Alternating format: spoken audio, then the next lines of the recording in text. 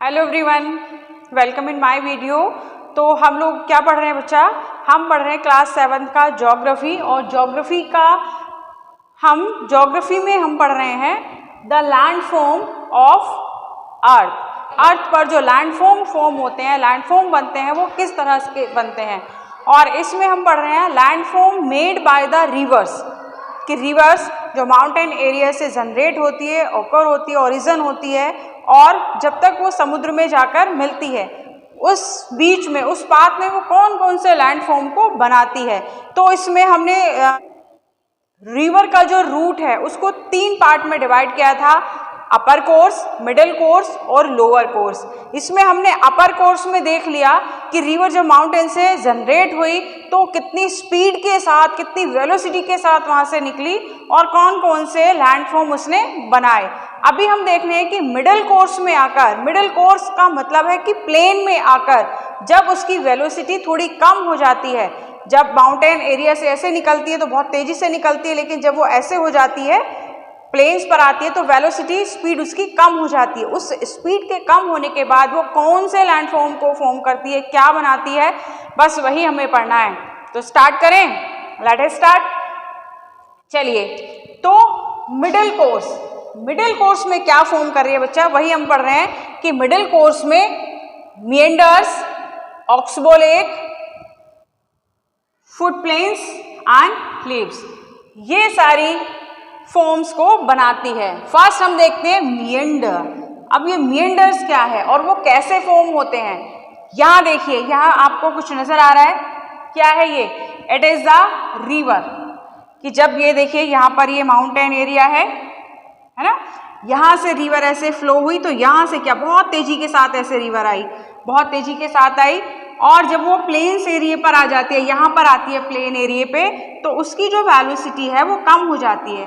तो कम वेलोसिटी पर स्पीड जब कम हो जाती है तो क्या करती है, वो मजे से, मौज मस्ती से बहते हुए चलती है। कैसे?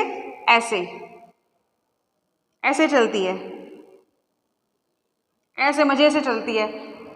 ये जो आपको लूप नजर आ रहे हैं, यहाँ पर देखिए, ये ऐसे रिवर फ्लो हो रही है, उसके बाद उसने थोड़ा और टर्न होना शुरू किया, थोड़ा सा लूप को और बढ़ाते हुए चली। उसके बाद यहाँ देखें तो यहाँ पर ये वाला जो आउटर साइड है, ये जो आउटर प्लेस है, इस आउटर प्लेस पर जो स्पीड होती है रिवर की वो बहुत ज़्यादा फास्ट होती है। वहीं पर हम बात करें इनर साइड की, तो इनर साइड में उसकी जो स्पीड है, रिवर की जो स्पीड है वो स्लो होती है, वो स्लो स्पीड में बहती है यहाँ पर। अब यहाँ पर वो फ्लो होते होते क्या करेगी कि पहले ऐसे फ्लो हो रही थी, फिर वो ऐसे फ्लो होना शुरू हुआ, तो यहाँ से क्या करेगी कि ये वाला जो पोर्शन है, ये जो आउटर प्लेस है, यहाँ पर देखें इसको, यहाँ देखें कि ऐसे जो फ्लो हो रही है रिवर, ऐसे फ्लो हो रही है, तो यहाँ पर जो फास्ट फ्लोइंग एरिया है, इसको ये बहुत तेजी से इरोड करती जाएगी, कट करती जाएगी। तो ये वाला जो एरिया है वो ऐसे होता जाएगा, ऐसे होता जाएगा। और ये जो इनर एरिया है ये क्या होगा, ये भी कट होता जाएगा, ये ऐसे होता जाएगा, ये यहाँ से ऐसे होता जाएगा, है ना। तो ये जो एरिया है, ये जो लूप है, ये जो लूप आउटर साइड बढ़ता जा रहा है ऐसे, फिर क्या होगा, फिर और तेजी से बहेगा, ये ऐसे हो जाएगा, यहाँ से ये ऐसे हो जाएगा लूप, और इनर साइड से वो ऐसे हो जाएगा, ये फिर ऐसे हो जाएगा। तो ये बढ़ता चला जाएगा। ये जो आउटर साइड वाला लूप है वो बढ़ता चला जा रहा है, और इनर साइड वाला है वो अंदर की तरफ कटता चला जा रहा है। It is known as a meander. अब डेफिनेशन समझ लें उसकी कि कैसे बताया हमें। Meander is a bend in a river channel. वही तो बताया था अभी, ये रिवर है, ये रिवर चैनल है, और river channel in a bend in a river channel, ये बैंड है, बैंड हो रही है ना, इधर से ऐसे रिवर बैंड हो रही है। It form when water in the river Erode the bank. Erode का मतलब तोड़ना, और बैंक का मतलब कौन सा वाला bank?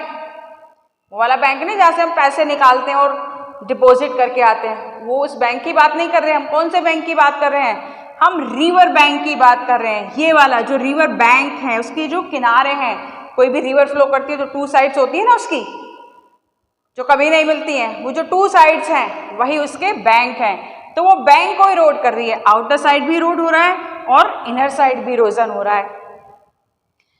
Bank on the outside of the channel, ये हो गया आउटसाइड। हमने बताया ना कि यहाँ से वो आउटसाइड ऐसे तोड़ती जा रही है, तोड़ती जा रही है, तोड़ती जा रही है तोड़ती जा रही कैसे कि ये रिवर फ्लो हो रही है यहाँ से, यहाँ पर बहुत तेजी से फ्लो हो रही है और यहाँ पर भी बहुत तेजी से फ्लो हो रही है। अब वो यहाँ पर जो बहुत तेजी से फ्लो हो रही है इधर, तो तेजी से फ्लो होने के साथ साथ वो अपने साथ सेडिमेंट्स भी तो लेकर आ रही है। उस सेडिमेंट्स को वो यहाँ पर डिपॉजिट कर रही है, यहाँ पर डिपॉजिट कर रही है।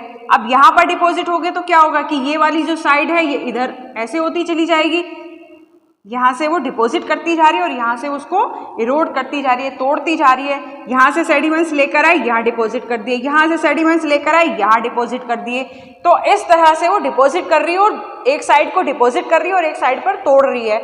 द वाटर डिपॉजिट सेडिमेंट्स, अभी जो बताया, ऑन द इनसाइड, ये वाली ये इनसाइड है और ये क्या है, ये आउटर साइड है ना।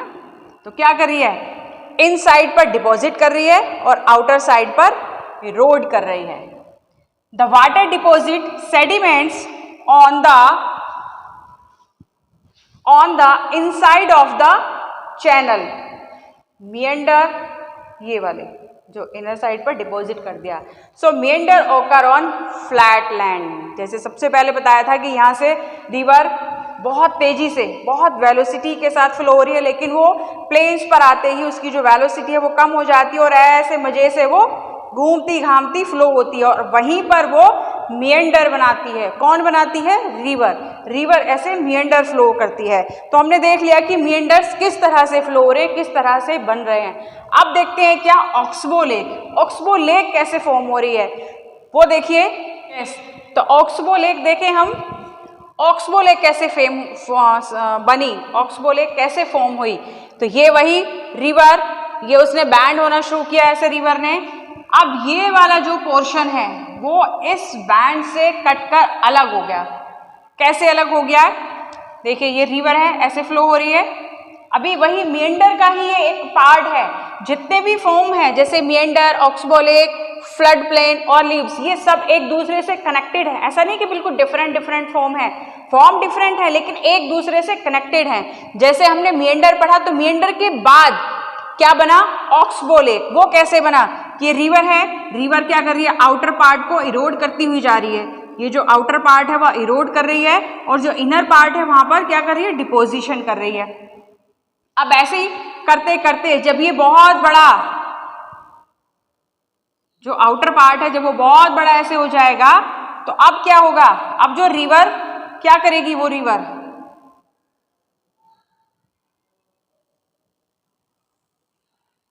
ऐसे ऐसे घूम कर जाना पड़ रहा है रिवर को। तो अब रिवर क्या करेगी, ऐसे ये वाले जो पोर्शन है, अब उसका ये वाला जो पोर्शन है ये वाला, अब ये ऐसे पास होता चला जाएगा। यहाँ से रोड होता जा रहा है, यहाँ से ऐसे होता जा रहा है और यहाँ से ऐसे होता जा रहा है।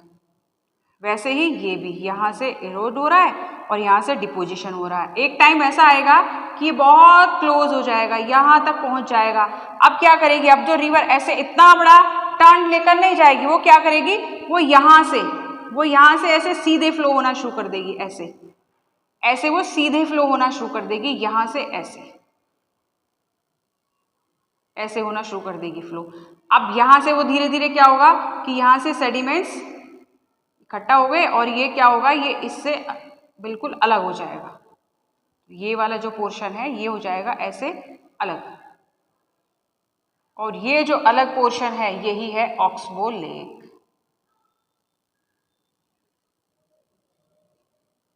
इसी को कहते हैं ऑक्सबो लेक। ये देखिए कि जब ये बहुत बड़ा टर्न लेकर ऐसे जा रही है तो एक टाइम ऐसा आएगा कि ये बिल्कुल, ये जो बैंड है ये बिल्कुल क्लोज होते चले जाएंगे, एक दूसरे के पास होते चले जाएंगे। जैसे अभी बताया ना कि यहाँ से वो एक दूसरे के बहुत ज़्यादा क्लोज होते चले जाएंगे और एक टाइम क्या आएगा कि ये बिल्कुल पास हो जाएंगे और एक टुकड़ा ये वाला ये बिल्कुल उससे अलग हो जाएगा। ये एक लूप बन जाएगा और एक लूप इससे रिवर से कटकर बिल्कुल अलग हो जाएगा। और ये जो एक लूप अलग हो गया, इसी को कहा गया है ऑक्सबो लेक। ऑक्सबो क्यों कहा गया है? ऑक्स का मतलब क्या होता है? बैल।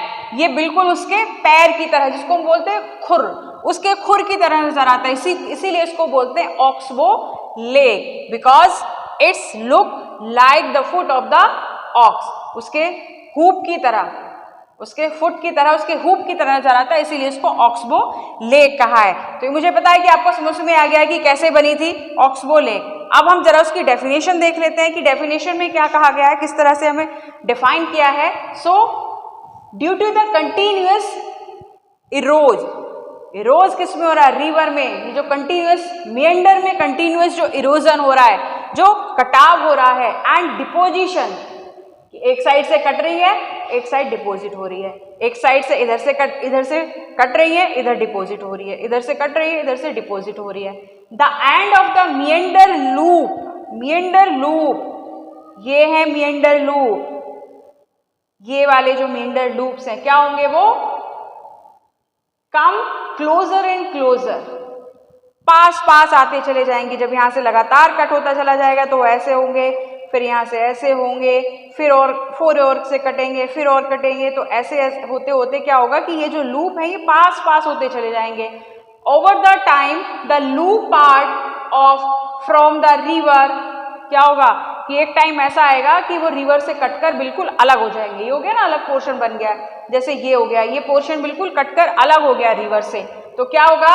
From the river and form a cut off lake, और एक वो कट ऑफ लेक बनाएंगे, और उसी कट ऑफ लेक को ही कहा जाता है oxbow lake. Cut off lake और ऑक्सबो लेक एक ही बात है। तो कैसे बनी? मिएंडर के बाद जो फोम बनी वो है ऑक्सबो लेक। अब फ्लड प्लेन अब देखिए नेक्स्ट क्या है, अब है फ्लड प्लेन। मिएंडर बने, मिएंडर के बाद ऑक्सबो लेक बना, अब ऑक्सबो लेक के बाद फ्लड प्लेन। अब फ्लड प्लेन कैसे बने वो देखें। तो अब हमें क्या देखना है? अब हमें देखना है फ्लड प्लेन, कि फ्लड प्लेन किस तरह से फॉर्म होते हैं, किस तरह से रिवर फ्लड प्लेन को फॉर्म करती है, बनाती है। देखिए जो फ्लड प्लेन है वो 2 वर्ड से मिलकर बना हुआ है। फर्स्ट क्या है? फ्लड, और दूसरा है प्लेन। फ्लड का मतलब बाढ़ और प्लेन का मतलब मैदान।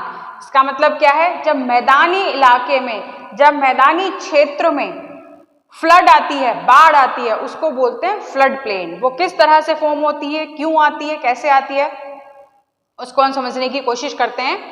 सो देखिए ये मैंने एक डायग्राम बनाया है, आई होप आपको समझ में आएगा इससे कि किस तरह से फ्लड प्लेन फॉर्म होता है। तो ये क्या है? ये एक लैंड है, और ये जो नजर आ रही है आपको, ये क्या है? ये है रिवर। क्या है बच्चा? रिवर। ये रिवर फ्लो हो रही है ऐसे, ठीक है।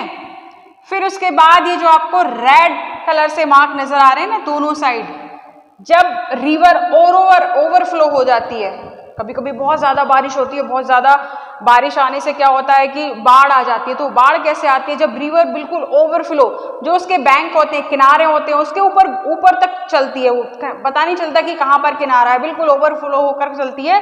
तो क्या होती है कि ये जो रिवर है ये इधर से यहाँ तक फैल जाएगी और इधर से यहाँ तक आ जाएगी। जो उसका पानी है वो इधर से इधर तक आ जाएगा और यहाँ से यहाँ तक आ जाएगा, ऐसे, है ना, ऐसे आ जाएगा यहाँ तक। लेकिन वो अकेला नहीं आता है बाहर, वो अपने साथ बहुत सारे सेडिमेंट्स और सॉइल को लेकर आता है। वो अपने साथ बहुत सारे सेडिमेंट्स, सॉइल और दूसरे मटेरियल को लेकर बाहर आता है। तो वो मटेरियल कहाँ पर आ जाते हैं? बैंक पर आ जाते हैं, यहाँ पर। उसके बाद जब फ्लड खत्म हो जाती है, जब बाढ़ खत्म हो जाती है, तो क्या होता है कि ये पानी तो वापस चला जाता है, फिर से यही एक रिवर फ्लो होने लगती है, पानी तो वापस चला जाता है, लेकिन वो अपने बाहर क्या छोड़ जाते हैं? जो सेडिमेंट्स हैं, जो सॉइल है, उसको यहीं पर छोड़ जाते हैं, जिसको हम यहाँ पर उसको एलुवियल सॉइल बोलते हैं हम उसको। वो बहुत ज़्यादा फर्टाइल होती है, इसी को हम बोलते हैं फ्लड प्लेन। इसी तरह से फ्लड प्लेन बनते हैं। रिवर में बाढ़ आती है तो अपने साथ वो मिट्टी को भी बाहर लेकर आती है रिवर से, और जब बाढ़ खत्म हो जाती है तो रिवर का पानी तो एक स्ट्रीम में फ्लो होने लगता है, लेकिन वो सेडिमेंट्स बाहर ही छोड़ देती है, उसको बोलते हैं फ्लड प्लेन। डेफिनेशन देख लीजिए कैसे है, शायद आपको समझ में आ जाएगा। In this course river at time overflow its bank, अभी बताया ना कि अपने बैंक के बिल्कुल ओवरफ्लो कर चलती है, ऊपर बहती है। This lead to the flooding of the neighbouring area, of the neighbouring area. कहाँ है नेबरिंग एरिया? ये इसका नेबरिंग एरिया ही तो है। ये जो नेबरिंग है, ये जो इसके आसपास का नेबर कौन है? जो हमारे आसपास के पड़ोसी हैं। तो रिवर के पड़ोसी कौन है? ये वाला एरिया, ये इसका पड़ोसी है। तो अपने पड़ोसी एरिया पर वो ओवरफ्लो होकर बहती है। And this flood deposit layer of fine soil and other material called sediments. जो फाइन सॉइल है और दूसरे मटेरियल्स हैं उनको भी तेजी से अपने साथ बाहर लेकर आती है। जब बाहर एकदम ऐसे झटके से निकलती है तो वो दूसरे मटेरियल, सेडिमेंट्स, मिट्टी, ये सब बाहर लेकर निकलती है। And along the river bank, यही तो है रिवर बैंक। तो अपने बैंक पर, अपने किनारों पर उस सेडिमेंट्स को बाहर लेकर आती है। और जब फ्लड प्लेन खत्म हो जाता है तो रिवर एक स्ट्रीम में फ्लो होना शुरू कर देती है और यहाँ पर छोड़ जाती है वो fertile soil, and which is very fertile for the cultivation, for the agriculture. जब आप हायर क्लासेस में आएंगे तो वहाँ पर पढ़ेंगे कि इसको बोलते हैं खादर सॉइल, जो बहुत ज़्यादा उपजाऊ होती है, बहुत ज़्यादा कृषि के लिए, बहुत एग्रीकल्चर के लिए बहुत अच्छी मानी जाती है। तो आई होप मिएंडर, ऑक्सबो लेक और फ्लड प्लेन, ये तीनों चीज आपको क्लियर हो गई हैं। अब हमारा रहता है लीव्स। लीव्स क्या है? मैंने जब शुरू किया था तभी मैंने बताया था कि जितने भी फॉर्म्स हैं, जितनी भी आकृतियां हैं which made by the river in the middle course, they are connected to each other, वो सब एक दूसरे से कनेक्टेड हैं। वही हमने देखा कि मिएंडर के बाद ऑक्सबो लेक बनी, ऑक्सबो लेक के बाद हमने देखा फ्लड प्लेन। अब फ्लड प्लेन का ही जो दूसरा रूप है या उससे कनेक्टेड है वो है लीव्स। ये इससे कनेक्टेड कैसे है कि वो जो फ्लड प्लेन यहाँ पर आई, यहाँ पर लीव्स को उसको छोड़कर चली गई सेडिमेंट्स को, उसके बाद नेक्स्ट टाइम फिर से फ्लड आई, फिर से छोड़कर चली गई, फिर आई, फिर से फ्लड आई, फिर वो सेडिमेंट्स बाहर छोड़कर चली गई। तो ये वाला जो इसका जो नेबरिंग एरिया है या फिर जो बैंकिंग एरिया है वो क्या होता है? वो रेज होना शुरू हो जाता है। रेज का मतलब उसकी हाइट बढ़ती चली जाती है और उस हाइट बढ़ने को ही कहा जाता है लीव्स। जब ये बैंक एरिया की हाइट इंक्रीज हो जाती है, बढ़ जाती है, तो हम उसको बोलते हैं levees. Levees are raised river banks. अभी बताया ना कि जो उसके बैंक्स हैं उसकी हाइट बढ़ जाती है, वही बताया रेज्ड रिवर बैंक।